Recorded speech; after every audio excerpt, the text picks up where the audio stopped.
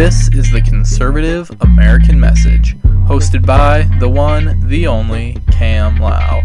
It is Monday, June 17th, 2024, and you are listening to the 76th episode of this podcast.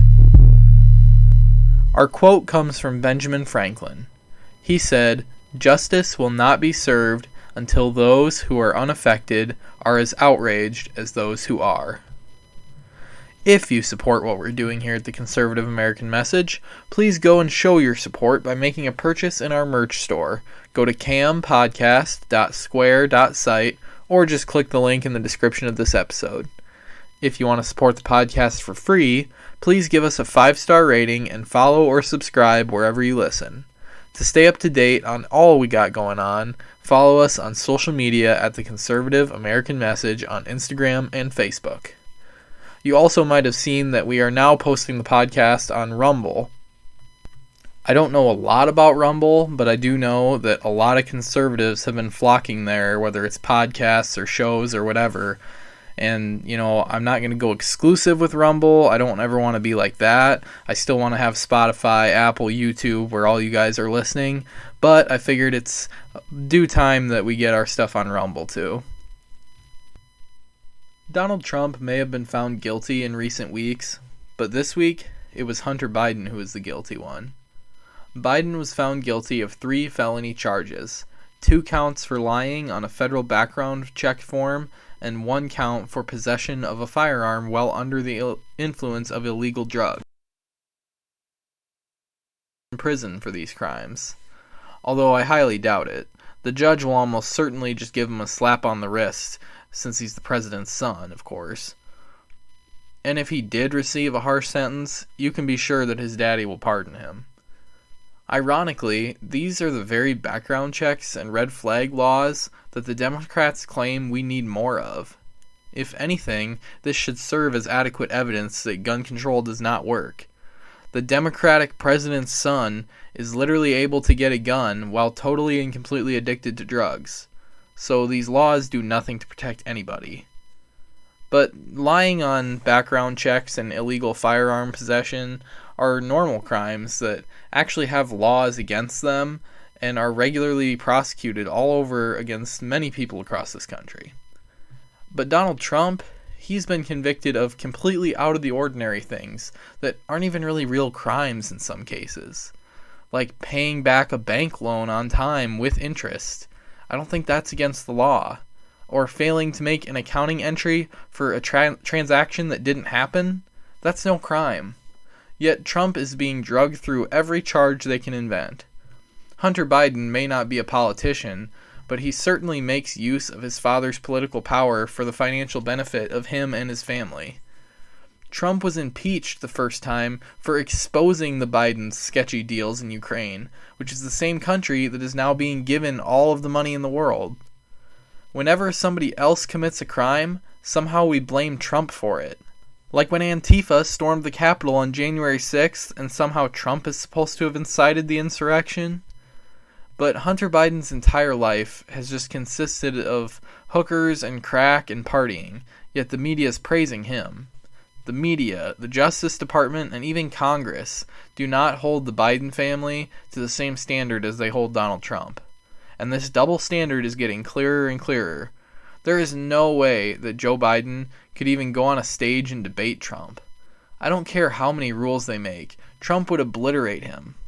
They could even try and keep Trump's mic off the entire debate, and somehow he would still beat up on old Joe. The only way that Biden can even win this election is if they can convince enough people to continue on with Trump derangement syndrome. But anyone thinking clearly, at the very least, would abstain from voting, if not just outright vote for Trump. I seriously do not comprehend how they think Joe Biden could pull off another win. Putting aside how Hunter's conviction will affect his father's election, Joe should be more concerned about Hunter's reckless behavior and how it might expose some more of their illegal dealings. Even with a double standard in the justice system, the Bidens could still be at risk of being further prosecuted themselves, especially after Trump is back in the Oval Office. The governing body of swimming at the Olympics have denied transgender Lia Thomas's challenge to be allowed to compete. World Aquatics actually established rules several years ago that in order for a transgender to compete as the opposite sex, they must not have been through puberty as that sex that they were born as. They did, however, open up a separate open class that would allow for anyone to compete. So they're being inclusive. Thomas was obviously not happy with the decision, and many sexual mafia groups have begun to slander the name of World Aquatics, calling them bigoted, discriminatory transphobes. You know, when homophobes started getting tossed around at everybody, we always used to say that it wasn't an accurate term because we're not scared of the gays, we just don't support them. But with these transgenders, man, I'm legitimately scared of them. You might laugh at me for saying so, but I'm not kidding. These freaks are demon-possessed people who are wreaking havoc in so many ways. You should be afraid of them. You should fear a man who wants to go into the women's bathroom with a young girl. You should be scared about these mentally unstable freaks who go on murder sprees in their classrooms. And in this case that we're talking about now, we need to be vigilant about men trying to come into women's sports when they harass actual women in the locker rooms and annihilate the females in every competition. The feminists need to get all over this subject. If you actually care about women, and I mean real, actual, true women, you have got to speak up against this insanity. And when the brave few do, they are ridiculed. J.K. Rowling, the author of Harry Potter, has always been an avid feminist. I likely disagree with her on a plethora of issues. Yet even she sees that transgenders in women's sports is a problem.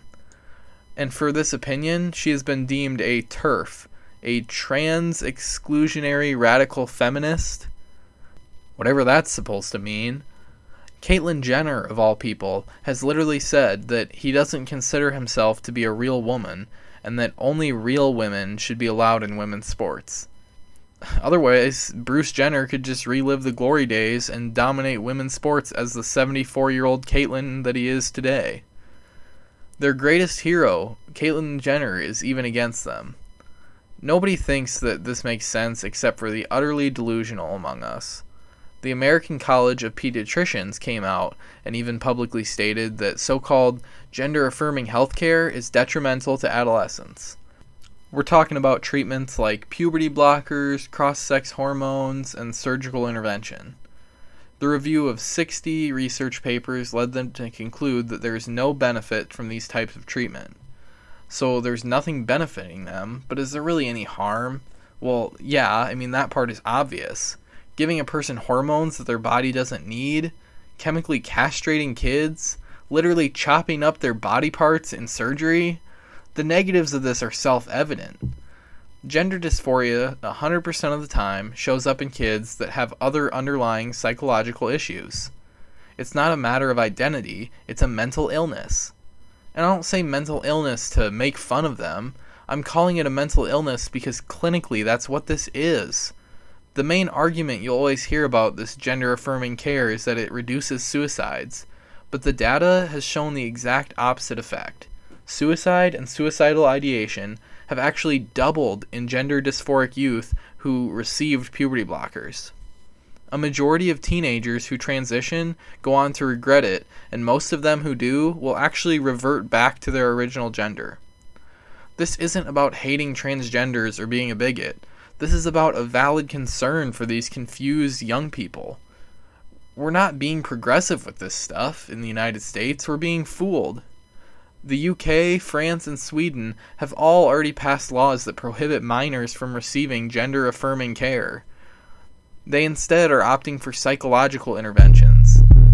So the moral of the story is if a child wants to become the opposite sex from what they were born, sit them down with a therapist, not a surgeon.